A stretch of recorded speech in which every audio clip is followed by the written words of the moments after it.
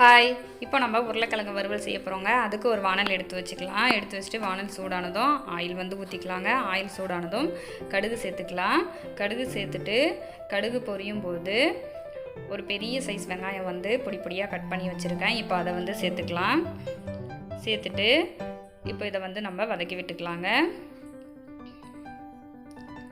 வதக்கிட்டு ஒரு கொத்து கருவேப்பிலை வந்து சேர்த்துக்கலாம். சேர்த்துட்டு இதுவும் சேர்த்து வதக்கிக்கலாம். வதங்கினதும் 3 பெரிய சைஸ் பொட்டேட்டோ வந்து நான் வந்து க்ளீன் பண்ணி வச்சுருக்கேன். இப்போ இதை வந்து சேர்த்துக்கலாங்க.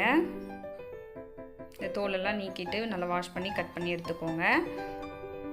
இப்போ இதை வந்து சேர்த்துக்கலாம். இதுவும் மிக்ஸ் பண்ணி விட்டுட்டு இந்த மாதிரி நல்லா மிக்ஸ் பண்ணி விட்டுக்கோங்க. மிக்ஸ் பண்ணி விட்டுட்டு அடுப்பை வந்து சிம்மில் வச்சுக்கோங்க.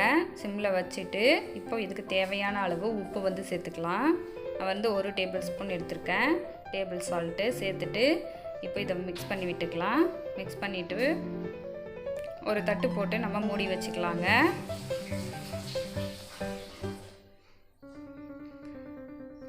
இது பார்த்திங்கன்னா ஒரு 7 நிமிஷம் அளவுக்கு நல்லா வேகட்டும்.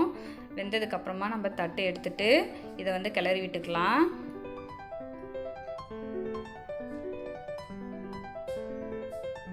பார்த்திங்கன்னா ஒரு 3/4 வாசி அளவுக்கு நல்லா வெந்து வந்துருச்சு.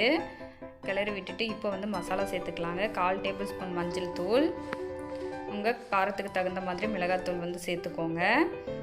மிளகாத்தூள் சேர்த்துட்டு பார்த்திங்கன்னா 1/2 டேபிள் ஸ்பூன் அளவுக்கு நான் வந்து சாம்பார் பொடி வந்து சேர்த்துருக்கேன். சேர்த்துட்டு இப்போ இதை வந்து மிக்ஸ் பண்ணி விட்டுக்கலாம். அடுப்பை வந்து சிம்லேயே இருக்கட்டும். இப்படியே ஒரு 5 நிமிஷம் மிக்ஸ் பண்ணி விட்டோம்னாக்கா நம்மளோட சூப்பரான உருளைக்கிழங்கு வறுவல் வந்து ரெடி ஆகிடும். பாருங்கள், ரொம்ப சூப்பராக ரெடி ஆகிடுச்சு. இப்போ ஃபைனலாக கொத்தமல்லி இலையை தூவிட்டு நம்ம வந்து அடுப்பை ஆஃப் பண்ணிவிட்டு இறக்கிக்கலாங்க. ரொம்ப டேஸ்ட்டாக இருக்கும். ரொம்ப சிம்பிளான ரெசிபி கூட. கண்டிப்பாக ட்ரை பண்ணி பார்த்துட்டு கமெண்ட்டை சொல்லுங்கள். தேங்க்ஸ் ஃபார் வாட்சிங்.